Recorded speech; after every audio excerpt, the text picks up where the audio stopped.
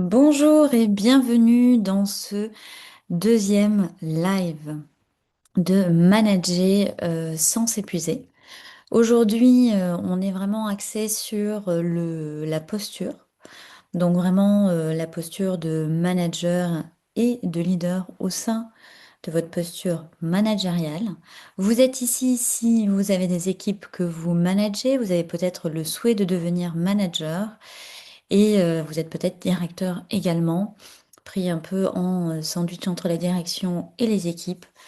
Donc voilà, si c'est votre profil, vous êtes au bon endroit, je pense. Vous verrez, nous verrons. Mais avant de commencer ce live, j'aimerais vous poser une question et vous demander, vous inviter vraiment à poser sur une feuille de papier euh, la question à laquelle vous souhaitez que ce live réponde.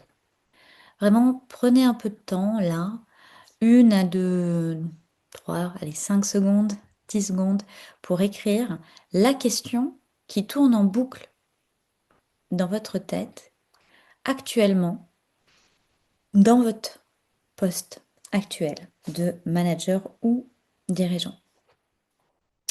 Alors, on va parler de posture. La posture, c'est vraiment, ça part déjà d'un état d'esprit, puis qui vient se reposer sur certaines croyances, nos valeurs que l'on porte de manière inconsciente ou consciente, euh, et ça va venir en fait rassembler le comment je me tiens. Donc mes comportements, mes attitudes, mes habitudes quotidiennes dans mon poste de manager.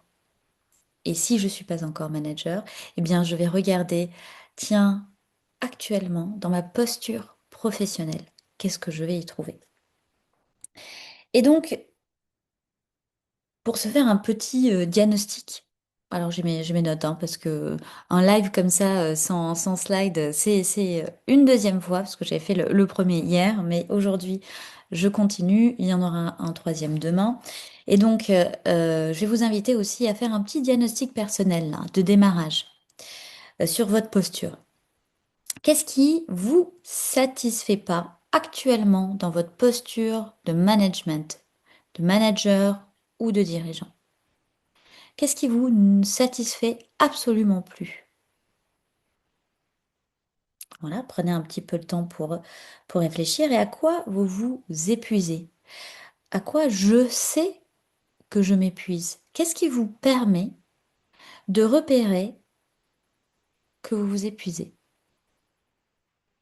Alors ça peut être de l'agacement, de la fatigue mentale, de la fatigue émotionnelle. On est là et on se dit, bah tiens, j'ai l'impression de tout porter sur mes épaules. J'ai pas le temps, et on se sent tout le temps débordé, on se sent tout le temps stressé. Donc vraiment, à quoi je sais que je m'épuise? Et est-ce que j'ai un petit peu des garde-fous qui me permettent que quand je me retrouve dans un, on va dire, dans cet épuisement ou vers la pente descendante de cet épuisement, est-ce que j'ai quelques petits garde-fous, quelques, ah, tiens, je me souviens que là, effectivement, si je ne fais pas attention, je vais donc descendre dans la pente. Hein. Donc vraiment, c'est important de se dire, tiens, à quels signaux je sais que je m'épuise. Et si vous ne le savez pas, eh bien, c'est important de commencer à vous dire, bien, tiens, actuellement, qu'est-ce qui m'épuise? Parce que si on s'épuise, c'est que l'énergie n'est pas au bon endroit. Quand on parle d'énergie, alors je sais que ça peut faire un peu on va dire, mystique, mais grosso modo, on a une capacité mentale, on a une capacité émotionnelle plus ou moins large en fonction de qui nous sommes, de notre expérience, de notre vécu, et donc on a notre limite. Et bien souvent, quand je m'épuise, ça veut dire que je force, je mets cette énergie sur des tâches où je ne devrais pas les mettre où je devrais pas la mettre. Je devrais mettre cette énergie dans mes zones de tropisme, dans mes zones où j'ai vraiment une grande valeur ajoutée et vraiment venir me dire, ben, actuellement, dans ma posture, il y a forcément une limite psychique, mentale, émotionnelle, physiologique, bien entendu. Donc ça, c'est vraiment un premier point dans l'épuisement, c'est reconnaître que, tiens, l'énergie que j'ai, la limite que j'ai à offrir dans ma posture, dans mon poste de manager, eh bien, elle est atteinte parce qu'elle est mise au mauvais endroit. Et on va voir comment elle est mise au mauvais endroit. Mais en tout cas, il faut la mettre sur des talents que l'on a et sur des compétences nécessaires à ce poste. Si je passe mon temps sur une compétence qui n'est pas liée à mon poste, par exemple, je peux prendre mon exemple. Euh, Moi, je coach, normalement, je facilite, je forme, mais je suis plus dans une posture de coach. Donc, je vais être vraiment au service, là où j'ai la plus grande valeur ajoutée, c'est quand je suis dans ma posture de coach. Donc, quand je coach des clients, quand je suis dans la création de clients, et quand ben, je fais ces lives ou quand je commence vraiment à être dans cette compétence, ces compétences nécessaires à cette profession. Eh bien, c'est pareil. Quand je suis manager, quand je suis leader, eh bien, il y a des compétences et il y a mes talents qu'il faut absolument que je mette en action. Donc, lesquels sont-ils?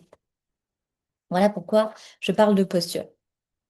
Alors déjà, peut-être, qu'est-ce qui peut, on va dire, qu'est-ce qui peut peser actuellement sur les managers? Et là, c'est sorti d'un article sur Odessia que j'ai lu récemment et que j'ai trouvé intéressant de les partager parce que c'est important de se dire, tiens, aujourd'hui, il y a des gens qui ne veulent pas forcément manager ou qui vraiment perçoivent, alors au-delà du statut social, de se dire, bah voilà, quand je manage, je suis montée à des postes de décision, donc j'ai un certain statut social professionnel qui est quand même assez valorisant, en tout cas de l'extérieur. Mais voilà, on peut se dire que à cette position-là, dans cet article-là, il relève trois grandes problématiques de cette profession qui amènent à un épuisement silencieux, hein, parce qu'en général, on va avoir des effets, des symptômes visibles. Ça va être, voilà, on a un taux de turnover, on a des équipes qui se plaignent, on a une baisse de productivité, on a du désengagement, du désinvestissement. Enfin, tout ça est bien lié à une cause. Le manager est quand même la personne un peu rempart, hein, souvent entre la direction et les équipes. Euh, et donc, forcément, il y a des charges invisibles qui viennent avec les nouvelles générations, qui viennent avec notre contexte, avec les innovations technologiques, etc., qui font qu'aujourd'hui, eh bien, il faut être quand même conscient des problématiques que l'on peut rencontrer dans ce métier. Donc, je reviens à l'article où il me parle de pression salariale. Donc, en fait, il y a un stress lié à la gestion d'équipe, hein, donc un revenu psychique. Et vraiment, où on se dit, bah, tiens, la valeur de ma paix mentale, en fait, elle est, bon, bah, ma paix mentale est vraiment challengée par rapport à mon salaire. C'est-à-dire que vu le salaire que j'ai, il se peut que bah, la paix mentale, j'en ai plus au final. Et est-ce que vraiment mon salaire va compenser cette paix mentale, c'est-à-dire que ce stress lié à la gestion de l'équipe, quand je rentre chez moi, entre vie pro, vie perso, est-ce que j'arrive quand même à pouvoir aussi profiter de ma vie personnelle ou est-ce que je ramène mes problématiques professionnelles à la maison? Hein, puisque je monte dans du management, dans de la gestion de l'équipe et donc forcément dans des prises de décision et donc dans des devoirs, des responsabilités de plus en plus grandes. Donc voilà, il y a vraiment à prendre en compte ce côté mental, hein, donc ce revenu psychique. Ça peut être vraiment une pression salariale que l'on ramène chez soi. Le piège du concierge. Alors je le trouvais assez bien imagé, c'est-à-dire que, eh bien, on devient en fait la personne qui passe la journée à gérer les problématiques de l'équipe, hein, que ce soit au niveau des tensions interpersonnelles ou alors de gérer des tâches administratives très lourdes. Donc en fait, on se sent un petit peu à devoir materner une main-d'œuvre de plus en plus exigeante sur le plan émotionnel. Et oui, parce que, en fait, on peut le voir avec l'évolution des générations.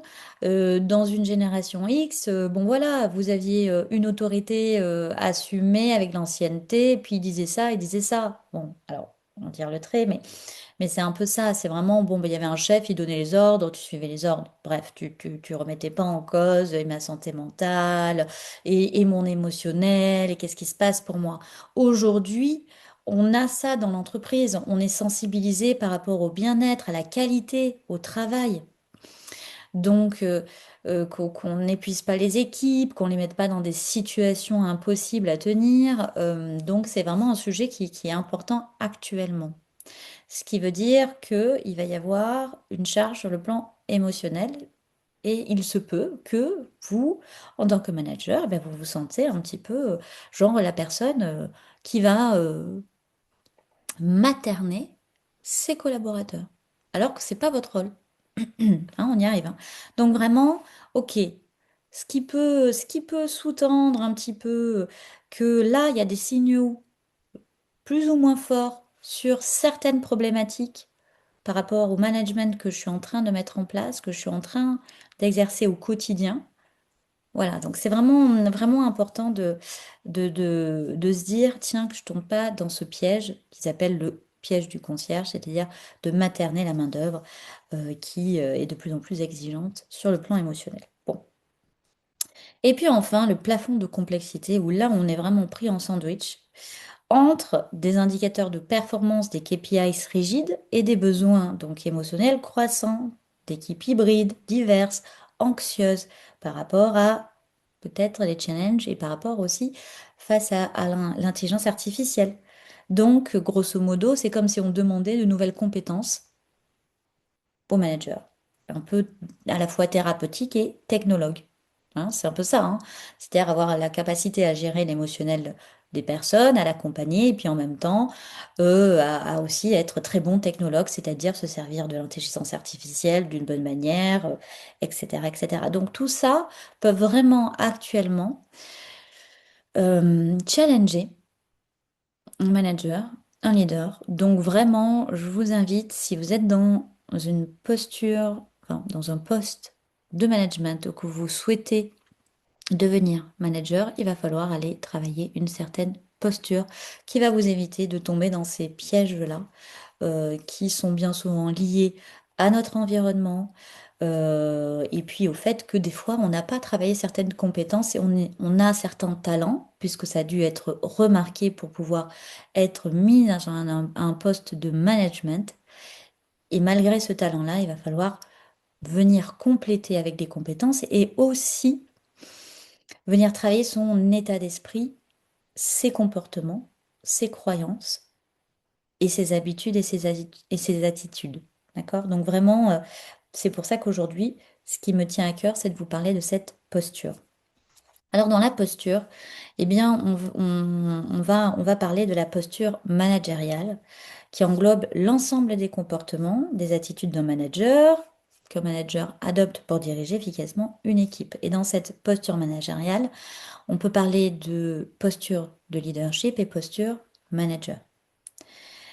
Le manager, ça va être vraiment celui qui va être dans l'organisation, la supervision, qui va assurer un bon fonctionnement du processus, des processus, de garantir l'atteinte des objectifs et puis voilà, l'exécution de ces objectifs. Hein. On est vraiment ici dans peut-être plus de la gestion. Objectifs, moyens, délais, process, ok, gestion, projet quoi. Bref.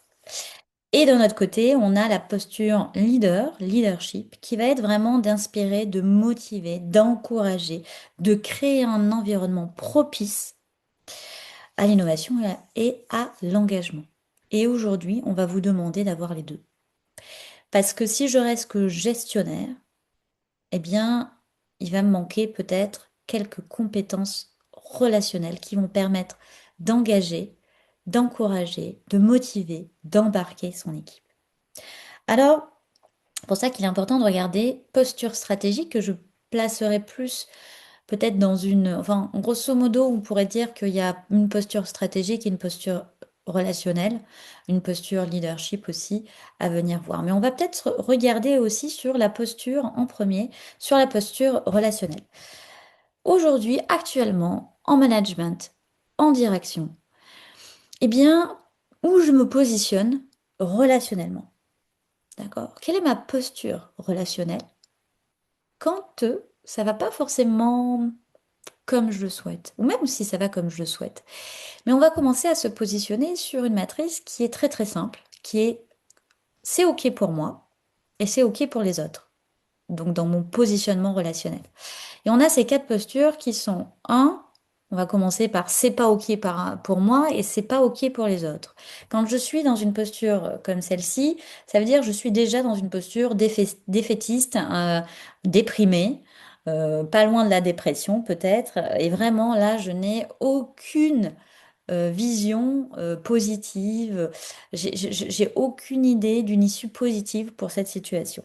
Donc là, on va plutôt générer de l'apathie et du désengagement au travail. Donc si j'ai quelqu'un dans mon équipe ou même moi où je me sens vraiment un peu plus désengagée, c'est-à-dire que je ne vois plus vraiment de solution positive ni pour moi ni pour les autres. Donc je me désengage petit à petit. Hein, on peut le voir aussi dans certains managers. Chez certains managers, on se désengage petit à petit. Je vois plus comment faire. Hein, ça peut être aussi une posture relationnelle. Là, hop, je sais pas. On est tous foutus. Et puis on a la posture, c'est pas OK pour moi, mais c'est OK pour les autres. Ce qui veut dire que vous êtes plutôt là dans, ben, OK, OK, je vais pas trop me positionner, je suis les autres, je me dévalorise, de toute manière je sais pas, je suis pas sûre, je vais avoir cette tendance à m'effacer envers les autres. Hein, donc on va nuire à l'affirmation de soi et bien entendu à la prise d'initiative. Hein, si je suis dans cette soumission-là, dans ma posture relationnelle, eh bien voilà, il y a un effacement. Et puis, bah, il n'y a pas vraiment d'affirmation, il n'y a pas de prise d'initiative, il n'y a pas vraiment d'autre en fait, puisque l'autre s'efface. Et puis, bah, donc moi, je m'efface et puis c'est OK pour l'autre. Là, ça va être, eh bien, peut-être si je fais ça, c'est parce que je veux gagner en paix mentale. Je veux pas rentrer dans les conflits interpersonnels que je peux voir dans mon équipe. Je veux pas vraiment me positionner parce que si je me positionne, eh bien peut-être que je vais déplaire à certains. Alors bah du coup, là, le moins, enfin, ok, je m'efface.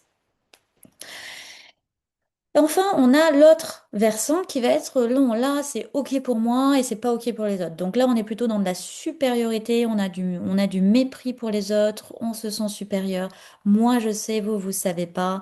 Et là, on est plutôt dans les chefs à fort ego, avec des comportements autoritaires, du manque d'écoute. Et là, ça va poser des problématiques, surtout dans un contexte intergénérationnel. Donc, si vous n'avez pas un tant soit peu d'écoute et que vous dites là c'est comme ça et on y va et j'écoute personne et c'est pas ok pour vous, ou tant pis, posture, c'est une posture relationnelle avec les conséquences qui vont avec. Il y en a qui vont suivre, mais tout va reposer sur vous, puis il y en a qui vont se barrer. Est-ce que ceux qui suivent sont les meilleurs talents? Je ne sais pas. Est-ce que ceux qui suivent vont vous permettre d'innover? De pouvoir vous dire, tiens, de vous faire des retours, on en parlait hier, d'avoir cette capacité de dire à son manager, eh ben écoutez, là, je pense que vous partez dans la mauvaise direction, ça manque de bon sens, ça fonctionne pas sur le terrain, il y a un truc qui dysfonctionne là dans la demande, dans ce que vous dites, pas sûr. Donc il faut toujours, enfin là, dans la position relationnelle, actuellement, quand on est face peut-être à des nouvelles générations, ça va pas le faire forcément parce qu'il va y avoir cette demande de prise en compte de l'intelligence émotionnelle, d'écoute et de feedback. Si j'écoute pas, je peux pas faire un retour. Bon. Donc vraiment, là, on est vraiment dans un positionnement relationnel de domination. Bon, avec ses conséquences. Et ses conséquences positives ou négatives, hein. Il se peut que des fois, c'est nécessaire pour l'urgence. Et là, on le verra peut-être demain un peu plus en détail sur les styles de management et de leadership qu'on peut mettre en place. Mais quand on a un style autoritaire, c'est vraiment que nos collaborateurs n'ont pas les compétences, ni la maturité, ni l'autonomie nécessaires sur la tâche et qu'on a une pression de temps. Mais c'est corrélé, hein. Donc là, on peut pas être dans un repositionnement relationnel où je suis supérieur et dans la supériorité, dans le mépris tout le temps. Et enfin, on va chercher de plus en plus à muscler le plus c'est plus, c'est-à-dire c'est OK pour moi, c'est OK pour toi. Donc là, on est dans une position de qui vient de l'anglais, hein, d'assertivité, c'est-à-dire qu'il y a une affirmation de soi, de ses besoins, de son point de vue, de sa vision. Et à partir de là, eh bien, on va pouvoir co-créer ensemble, hein. On va pouvoir favoriser un respect mutuel et avoir de la collaboration et de l'apprentissage, hein, puisque là, chacun est responsable. On respecte, ok, ton point de vue est différent, mon point de vue est différent. Je ne sais pas tout, tout le temps. Je ne suis pas l'expert tout le temps, et notamment quand on manage. Donc, c'est important de vraiment venir travailler cette position relationnelle d'assertivité. Il y a des moments, on en a besoin. Parce que vous comprenez bien que on pourra faire aussi le lien avec les styles de management dont je parlerai demain, mais c'est vraiment, en fait, si on reste trop dans une position relationnelle de supériorité, d'effacement, de désengagement, eh bien, là, on va avoir affaire à des problématiques au, au niveau de l'équipe et ça va avoir un coût. Ça va avoir un coût. Donc vraiment, ici, c'est quelle est la posture que je peux adopter aux revendications, aux choses que j'ai en face de moi. Est-ce que vraiment je sais garder mon axe et l'altérité en même temps, combiner les deux? C'est ça l'assertivité, c'est vraiment ce positionnement relationnel où on n'est pas dans je m'efface, donc j'enlève de l'altérité, j'efface l'autre, donc j'enlève l'altérité, il n'y a plus d'altérité.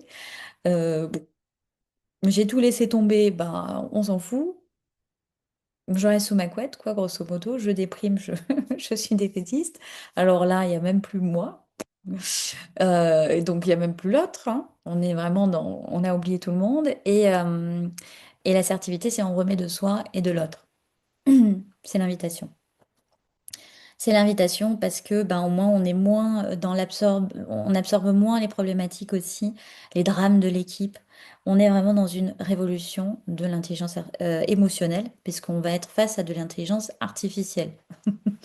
Donc de plus en plus, la posture managériale va être de plus en plus basée sur des compétences, des virtuoses du lien, du relationnel, donc de l'émotionnel, du mental. Alors le mental, l'intelligence artificielle peut, à base de données, à base de nos données, créer quelque chose peut-être de beaucoup plus synthétique, rapide que si c'est un humain qui le fait. Mais en tout cas, sur l'intelligence émotionnelle, on a la primeur, hein, et la conscience de soi. Donc vraiment, en tant que manager actuellement, je pense que l'intelligence émotionnelle, et ça c'est dit depuis un certain temps, doit devenir une des compétences, un des talents, et pas dans le côté où j'écoute, je sauve, thérapeute à outrance, hein. Thérapeute à outrance, hein. N'oublions pas que là, vous n'êtes pas thérapeute, hein, vous n'êtes pas sauveur. On l'a vu hier, on sort de cette posture de sauveur parce que ça veut dire que je rends pas les équipes autonomes. Et là, vous allez voir dans la posture du manager qui ne s'épuise pas à la complexité de notre monde actuel, à la volatilité, à l'ambiguïté, hein, vous le savez, et vraiment aux imprévus, au côté incertain. que l'on a, puisqu'on est dans un chaos quand même bien, bien ambiant, eh bien, il va falloir développer certaines compétences et une compétence de lien qui est nécessaire actuellement quand on a cette posture. En fait, quand on devient manager, on gère de l'humain. On fait de la gestion d'équipe. Et l'humain, c'est pas une machine. Donc, l'humain, il a des émotions, il a des capacités psychiques qui varient en fonction des situations, en fonction de variables. Et donc, vraiment, cette capacité à, j'arrive à écouter, à te respecter, à faire un espace contenant pour venir développer ton potentiel. Et ça va être vraiment ce qu'on va appeler le pivot, ce qu'ils appellent dans l'article, et je trouve ça très très fort, bien dit en fait, c'est le pivot du manager coach. Aujourd'hui, l'invitation, ça va être de former les managers à l'écoute et au questionnement. Alors puissant, mais c'est vraiment pour qu'ils soient pas juste des experts en résolution de problèmes, mais qu'ils soient des facilitateurs de potentiel humain. Parce que vous comprenez bien que si vous êtes la seule personne de l'équipe à résoudre des problèmes, vous allez vous épuiser. Voilà. On a beau être le meilleur, ou on l'a été en tout cas, mais tout bouge. Donc tout change. Donc à un moment donné, tout évolue. Et soit on progresse, soit on régresse. Donc bon, au bout d'un moment, tout bouge. Donc peut-être qu'un jour, je pourrais avoir une résolution, je pourrais résoudre un super problème. Demain, vous venez avec un problème dans mon équipe et je ne sais pas la résoudre. Je ne peux pas la résoudre tout seul. Donc en tant que manager, ce pivot, c'est vraiment, je ne deviens pas l'expert qui résout tous les problèmes, mais je deviens l'expert qui facilite le potentiel humain de mon équipe. Et là, ça devient plus intéressant. Donc, avec cette partie coaching, alors vous ne devenez pas coach, d'accord, mais vous avez une partie coaching avec des compétences coaching qui restent vraiment sur de l'écoute active et du questionnement, voire un modèle ou deux que je vois dans l'accompagnement, que je vous invite que je vous partagerai dans l'accompagnement manager sans s'épuiser, mais vraiment des choses qui vous permettent, vous, d'avoir quelques compétences, alors qu'on appelle soft, hein, mais vraiment. Vraiment, je ne sais pas qui a trouvé ça, parce que je ne pense pas que c'est soft. Moi, je pense qu'elles sont pas faciles à avoir, pas faciles à répéter. C'est quelque chose qui est pas forcément dans nos relations, euh, en fonction de avec qui on a vécu, par qui on a été éduqué, des choses qui ont été faciles à mettre en place. Donc l'écoute, franchement, c'est vraiment pas si simple que ça. C'est pas juste écouter des mots, c'est quand j'écoute, je vais devoir écouter peut-être, tiens, il y a dans son non-verbal quelque chose qui ne matche pas avec son verbal. Tiens, je vais sentir de l'attention, je vais écouter peut-être au niveau des références qu'il utilise. Qu'est-ce qu'il dit? Comment il se sent quand il dit ça? C'est en lien. Il va y avoir une écoute de plus en plus fine pour pouvoir questionner, pouvoir accompagner jusqu'à la résolution du problème par votre collaborateur, vos collaborateurs. Utilisez l'intelligence chez eux, leur potentiel. C'est pour ça qu'ils ont été embauchés. Ils sont là parce qu'ils ont du potentiel, ils ont de l'expertise. Ce sont des talents de toute manière. Euh, Peut-être à l'état brut, mais en tout cas dans une équipe, il va falloir que ça vienne travailler le diamant, hein. Et travailler le diamant, c'est il y a de la friction, il y a des tensions, il y a peut-être du conflit, de la confrontation. Et ben, faire de ces conflits des opportunités, de grandir, c'est tout l'art de devenir manager. Donc aussi avoir cette compétence de résolution de conflits. Alors pas forcément, mais de désescalader un conflit, pour pas que ça monte dans des proportions. Donc vraiment, là aussi, quand on pivote en manager, en coach, mais quand on doit venir muscler une posture de manager qui nous permet de ne pas vous épuiser, la gestion de conflit, apprendre à baisser la tension, faire que ça ne monte pas, ça monte pas en escalade, ça peut être vraiment un outil important à travailler, hein. Et ça, on peut le voir bien sûr dans l'accompagnement, manager sans s'épuiser. Donc ça, vraiment, on peut parler de ce pivot manager-coach. Et puis, je parlais donc de cette posture stratégique. Et là, pour ça, je vais vraiment aller travailler sur le leadership stratégique. C'est-à-dire que si je reste que qui est à un niveau gestionnaire de tâches, c'est-à-dire, bon, bah voilà, hein, vous avez ces objectifs, vous suivez les processus, bon, ça va pas, peu importe. Bon, alors là, ok, donc je mets un peu d'intelligence émotionnelle, je mets aussi un peu ma posture de manager coach, ok, qu'est-ce qui bloque, quel est l'objectif, de quoi tu aurais besoin, de quelles ressources, qu'est-ce qui te manque. Je vais questionner, je vais les faire cheminer. Et si tu n'as pas la compétence, où est-ce que tu peux aller la chercher, à qui tu n'as pas pensé, etc., etc. Eh bien, vous avez aussi la casquette dans votre posture à travailler un leadership stratégique. Un leadership stratégique, c'est vraiment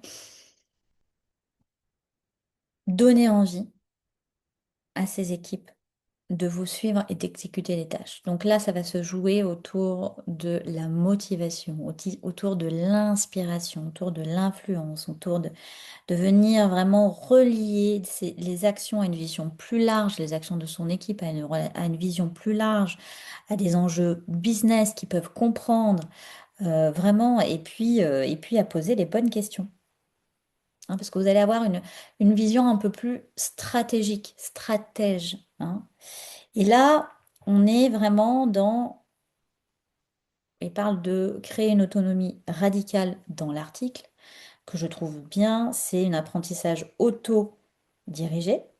Donc, vous avez aussi de la formation pour les employés à l'autogestion et la prise de décision autonome pour réduire la charge de contrôle. Donc, vous assurez que, tiens, je fais monter mes collaborateurs, mes employés en compétences d'autogestion. Ou, alors, je peux aussi avoir des temps où je leur donne un petit peu ce cadre, ce contenant pour vraiment que eux montent en compétences d'autonomie. Et puis, vraiment, voilà, prise de décision, à s'autogérer, et puis peut-être venir pallier à quelques compétences en expertise, en savoir-faire, qui veulent être, ou en savoir-être aussi, puisque eux aussi, dans le relationnel, comment eux aussi peuvent s'améliorer. Hein, parce que des fois, eh bien, il y a des interactions entre un groupe. Et en fait, un groupe, c'est comme, de toute manière, je reste sur l'image du coaching parce qu'on est parti du manager coach. Et donc, pour être stratège et pour avoir la vision stratégique, donc avec une vision à 6 mois, 1 an, 3 ans pour son équipe, pour avoir un peu ce temps de stratégie éventuellement sur de l'amélioration, sur qu'est-ce qui peut être optimisé, pour éviter l'épuisement de ses ressources. Euh, c'est aussi ben, lâcher le contrôle pour entrer un peu plus dans la maîtrise et donc aider ses équipes à faire ça. Et là, il parle de devenir l'étoile du Nord dans une posture de leadership et j'aime beaucoup. C'est-à-dire au lieu de passer d'un rôle de flicage, on va dire, de police, quand on est manager, je flic ou je materne, à l'étoile du Nord, qui est vraiment le contexte. C'est-à-dire, l'étoile du Nord, ça va vous chercher dans le pourquoi.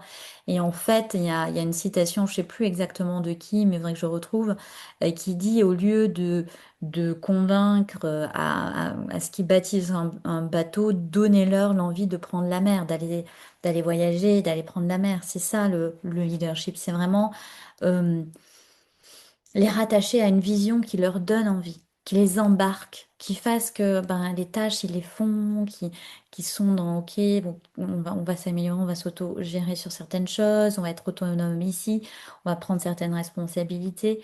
On a envie, ça donne envie d'aller avec toi. Donc, c'est vraiment cette étoile du Nord qu'on cherche pour la direction et puis on se dit, OK, c'est par là et je suis et ne plus être sur le comment, l'exécution, et là le déléguer dans l'idéal au maximum à son équipe. Donc avec voilà hein, la question de à qui je délègue quoi, est-ce qu'ils ont les compétences, est-ce que c'est bien positionné, est-ce que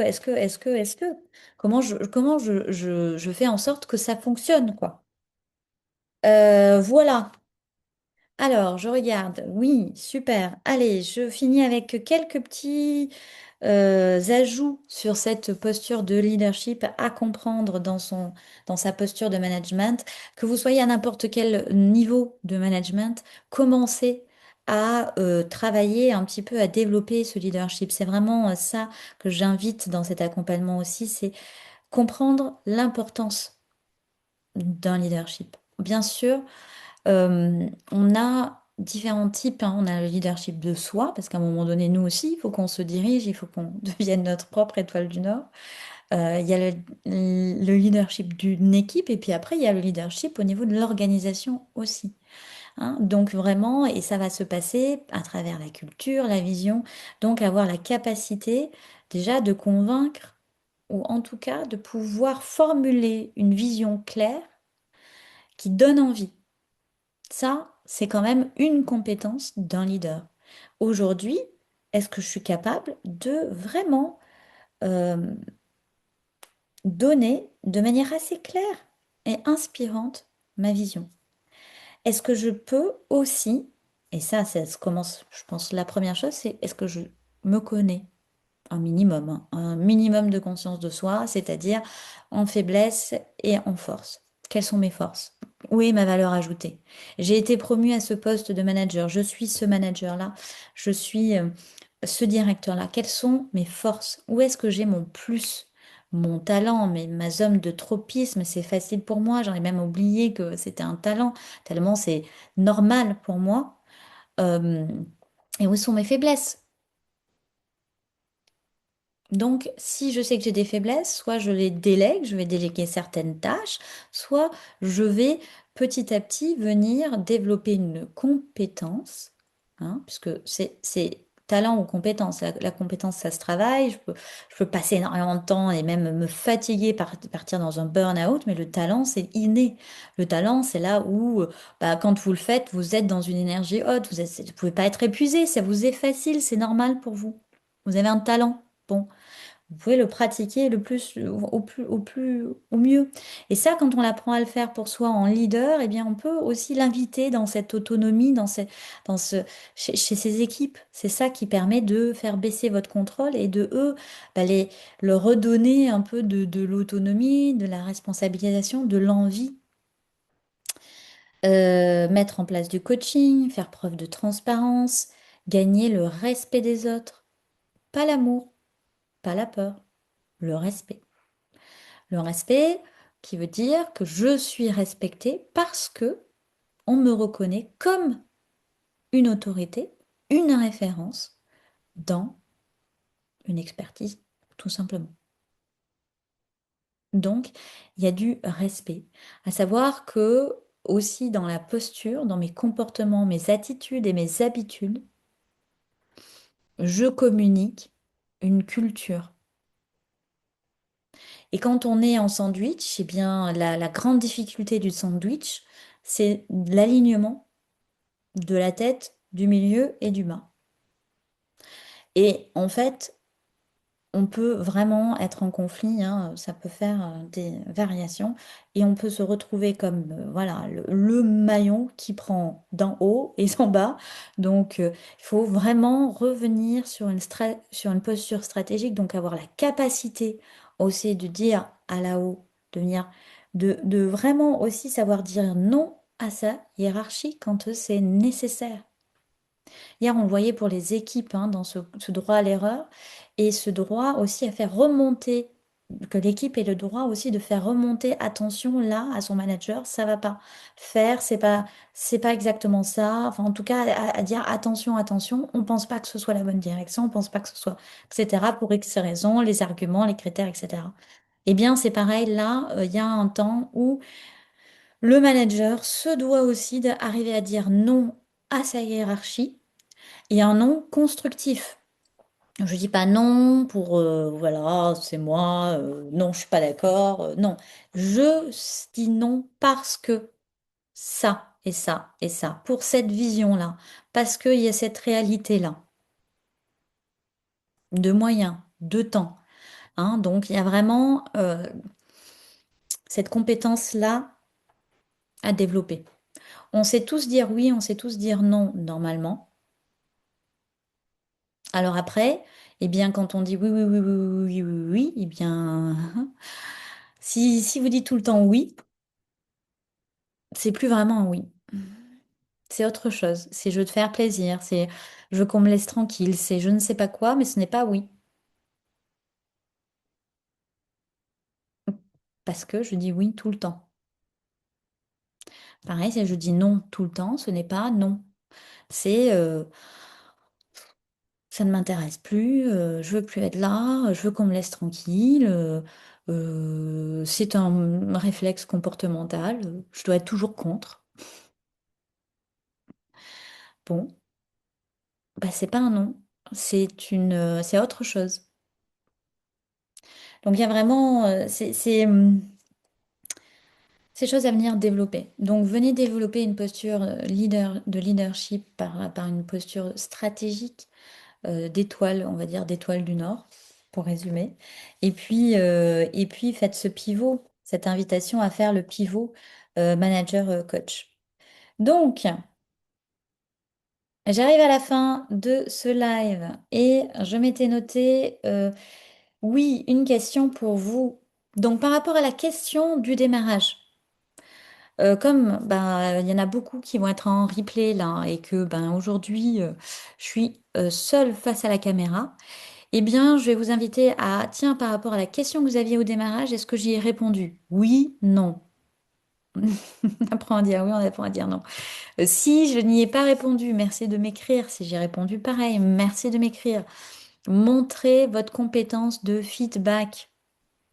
Nourrir en retour. Si vous êtes resté jusqu'ici dans ce live, eh bien c'est que quelque part c'est venu nourrir, inspirer, peu importe, quelque chose. Donc je vais vous inviter à me dire, tiens, oui, ça a répondu à ma question étant ta ta ta ta ta. Non, ça n'a pas répondu à ma question qui était ta ta ta ta ta. OK? Et là, je vous inviterai vraiment à booker un audit stratégique. Je vais remettre le lien dans l'article, je vais repartager le lien. C'est gratuit, c'est du temps ensemble, c'est un échange qui permet de clarifier où vous en êtes et de quoi éventuellement vous aurez besoin pour faire le changement souhaité. Ça, c'est clair. Donc, on va finaliser ce live avec cette question qui peut vraiment vous inviter à mettre quelque chose en place d'ici la semaine prochaine ou d'ici demain, c'est qu'est-ce que je pourrais gagner en posture? Ou est-ce que demain, dans la semaine, si j'observe ma posture actuelle, où est-ce que je pourrais gagner avec un peu plus de posture, peut-être manager coach, un peu plus de vision stratégique, un peu plus d'écoute, un peu plus de questionnement, un peu plus de je suis l'étoile du Nord. Ou alors, ma position là sur cette matrice de plus, donc ok, donc d'aller chercher cette posture d'assertivité. Tiens, est-ce que ma posture relationnelle, où est-ce que j'en suis? Est-ce que je suis bloquée dans une posture qui me fatigue, qui m'épuise? Si oui, ok, quel est le prochain pas pour en sortir? Si je suis dans la posture de mépris, de micro-management aussi, c'est-à-dire je ne fais pas confiance, c'est moi qui sais, aïe, aïe, aïe, aïe, aïe, aïe, ou alors c'est de materner. Ce ne sont pas vos enfants, c'est votre équipe. Donc, une équipe sont des professionnels, des adultes, normalement. Moi, j'accompagne, je manage, je lead des adultes. S'ils n'ont pas les comportements adultes, je les invite à faire ce cheminement de OK, j'entends bien, il y a de la plainte, ça ne va pas. Qu'est-ce qui pose le plus problème? De quoi tu as besoin? Je questionne et je fais grandir. Voilà. Mais vraiment, posez-vous la question, à quoi je passe le plus de temps? Qui me fait perdre du temps et qui me fait m'épuiser? Et où est-ce que grâce à la posture, je peux gagner un peu de calme, un peu de sérénité, un peu de temps pour la stratégie? Où est-ce que je peux vraiment stopper le stress et ne pas le ramener à la maison? Sans partir dans du désengagement à outrance, sans partir dans de l'engagement, il n'y a plus que le boulot.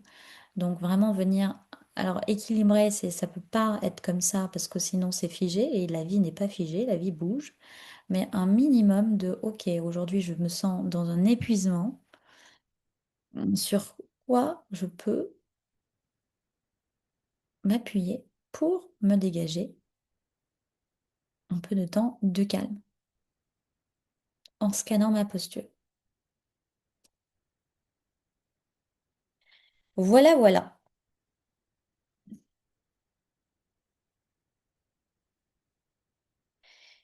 Et donc demain, oui, je finis juste par ça. C'est vraiment ici l'invitation, c'est le premier pas. Pardon, le premier pas d'être conscient ou consciente de sa posture ou de sa non-posture. Dans quelle posture je me maintiens? Qu'est-ce que je n'ai pas en fait? Quel est le comportement qui fait que je suis, alors pas dans une imposture, c'est peut-être gros, mais pourquoi pas, mais je ne suis pas dans ma posture de manager. En tout cas, je suis dans ma non-posture.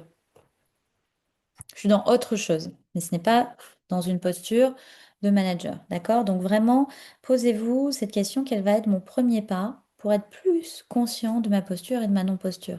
C'est OK, des fois, on n'en a même pas confiance, en fait. On fait ce qu'on peut avec les moyens qu'on a. Et c'est pour ça que hier, et merci Gwen qui a bien aimé ça, et d'ailleurs, je vais donner la référence, c'est la référence d'Aruna, une femme de lettres que je suis, que j'aime beaucoup, et bien qui dit, seul on a toujours raison. Et le vrai test, hein, c'est dans la relation, et c'est pour ça que là, on peut voir où on en est. Donc, de sa posture, de où est-ce que j'en suis face avec mon équipe. Et de pas voir l'autre comme son ennemi, mais comme son allié, comme une opportunité. Il y a des limites à poser, on a des limites. Mais c'est pour ça que la posture relationnelle de l'assertivité va vraiment vous aider. Voilà, alors vraiment ça va vous permettre, la posture va permettre donc de pouvoir naviguer. Demain, on va justement aller dans le N de pont, j'en ai pas parlé, mais de l'acronyme du système, le système pont que je propose dans l'accompagnement Manager sans s'épuiser, qui est un accompagnement premium sur du management et du leadership intergénérationnel qui dure 6 mois, qui prend en compte justement du coaching collectif, donc une session par mois de cercle stratégique pont en collectif, où on est coaché individuellement et par mois et par le collectif, des sessions de coaching individuel et puis aussi pour faire vraiment un suivi un peu plus hebdomadaire, quotidien, avec une partie de questions-réponses live sur vos questionnements de la semaine et également un support écrit groupé où vous pouvez faire remonter vos problématiques par jour et dans le groupe où moi et les autres seront, les autres leaders et managers, pour vraiment sortir de cet isolement. C'est pas parce qu'on monte, alors bien sûr quand on monte, mais on peut monter tout seul, on peut se sentir un peu isolé entre la hiérarchie et en bas, à qui je m'adresse. Donc, de venir en parler dans un coaching de pair, dans un coaching individuel, eh bien, ça vient travailler cette posture. En plus de cela, il y aura des masterclass. Là, c'est vraiment sur des compétences clés dont je parlais, où on va vraiment les développer à travers ces masterclass pour que vous soyez dans une posture qui vous permette de naviguer dans les situations complexes que vous pourrez rencontrer dans votre quotidien de management et de leadership pour garder le cap. Voilà, voilà. Donc oui, le système pont, j'en ai pas parlé, mais grosso modo, c'est un acronyme qui aide à, on va dire, être synthétique sur ce qui va être vu dans cet accompagnement, qui va être vraiment la posture. Donc on a vu hein, aujourd'hui la posture, comment je me tiens dans mes comportements, dans mes attitudes, dans mes habitudes. Est-ce que j'ai vraiment cette partie relationnelle, stratégique est-ce que je suis prêt à faire ce pivot manager coach en sachant, et je verrai demain, utiliser les styles, les autres styles, parce que il n'y en a pas un, il n'y a pas une recette magique et là on se dit c'est bon, si j'applique ça, bingo. Non, ça n'existe pas. Vous la créez, mais vous la créez à partir de styles parce que vous savez maintenant, ou vous serez sûrement, avec l'accompagnement, les utiliser, voir lesquels vous maîtrisez déjà, et voir là où peut-être un peu plus de ce style-là, à des moments, pourra vous aider à vraiment débloquer les situations qui peuvent coûter cher pour vous, pour l'entreprise, hein, à long terme. O, alors le P, c'est la posture, le O, c'est l'observation, on l'a fait hier, on va observer, on va vraiment être à l'écoute, comprendre et se dire, bah, tiens, quand j'observe ces faits-là, quelle est la mécanique, la logique invisible, le système en place qui va vraiment nourrir ces faits-là. Hein, donc on va arrêter d'interpréter, on va commencer à décoder, vraiment. La navigation, c'est adapter son management intelligemment, sans perdre son axe, décider avec discernement dans des contextes complexes. Aujourd'hui, on y est. Donc, actuellement, il est important de savoir manager intelligemment. Donc, comme je le disais, de pouvoir switcher entre styles, savoir un peu, avoir des compétences de manager coach, travailler son leadership et ne pas se sentir seul. Donc, vraiment, on en parle demain dans le dernier live numéro 3 où on va faire des liens et on va voir quel est le changement que vous souhaitez faire dans les prochains jours, dans les prochains mois, dans la prochaine année. Et ça, c'est important que ce soit avec moi ou avec quelqu'un d'autre, mais c'est important quand même de venir le conscientiser. Et puis enfin, la transmission, c'est vraiment, on est on est face à une équipe, donc créer un cadre, une communication et une dynamique qui restaure naturellement le respect, l'engagement et la coopération en développant de l'autonomie, de la responsabilisation, de l'engagement chez ces équipes. Voilà pour l'acronyme PON. Je m'arrête là. Je vous remercie de votre attention pour ceux qui vont me regarder en replay. N'hésitez pas à m'envoyer des infos, des questions et à réserver vraiment l'audit stratégique. Alors j'ai mis audit stratégique, mais c'est vraiment, soyons, soyons stratégiques pour aller voir où vous en êtes vous et quel est votre prochain pas par rapport au changement souhaité et à la priorité que vous avez mis dans le formulaire. Je vous souhaite une très belle journée à vous et à très vite. À bientôt.